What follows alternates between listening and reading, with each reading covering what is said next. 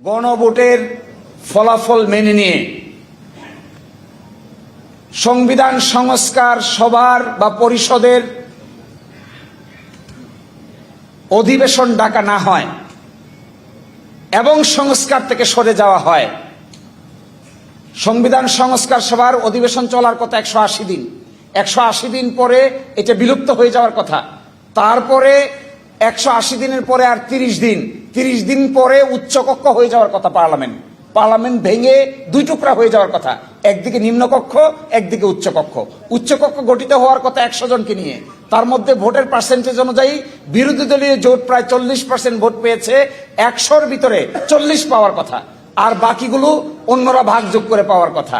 এই কর্মকাণ্ড যদি আপনারা প্রদর্শন না করেন আর গণভোটের রেজাল্টটা মেনে পরবর্তী পদক্ষেপ যদি না নেন, তাহলে এটা হবে বাংলাদেশের ইতিহাসে, আমার মনে হয় বাংলাদেশ না, আমি এখানে 26টা দেশের নজির নিয়ে আসছিলাম, এত কিছু বলার এখানে চান্স নাই, একেবারে সুইজারল্যান্ড থেকে শুরু করে সর্বশেষ শ্রীলঙ্কা পর্যন্ত এই 26টা দেশে একটা উদাহরণ নাই যে পৃথিবীতে মানুষ গণভোটের রায় মানে নাই, এইরকম কোনো উদাহরণ দুনিয়ার ইতিহাসে আর একটাও নাই।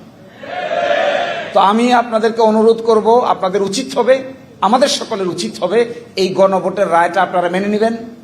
You will comply with the referendum, and according to the referendum you will comply with the other provisions of the order, and you will call for constitution reform. অ্যাসেম্বলির মিটিং ডাকবেন, সেই মিটিং 180 দিনের মধ্যে শেষ করবেন, শেষ করার পরে দ্বিকক্ষ বিশিষ্ট পার্লামেন্ট হয়ে যাবে, সংস্কারগুলো বাস্তবায়ন করবেন, গণভোট ইমপ্লিমেন্টেড হবে, তখনই বাংলাদেশ একটা নতুন যাত্রার সূচনা হতে পারে।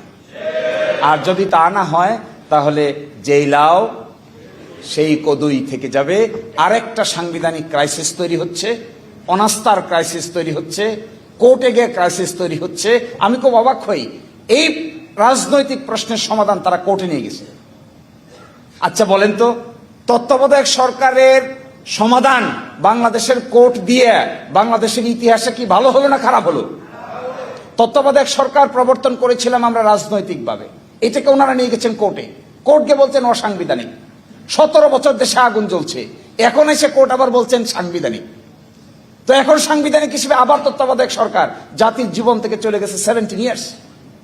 This approach is a bad approach, chaotic approach, destructive approach, unconstitutional approach, unpolitical approach, unstable approach. একটা responsible political party must take responsible approach.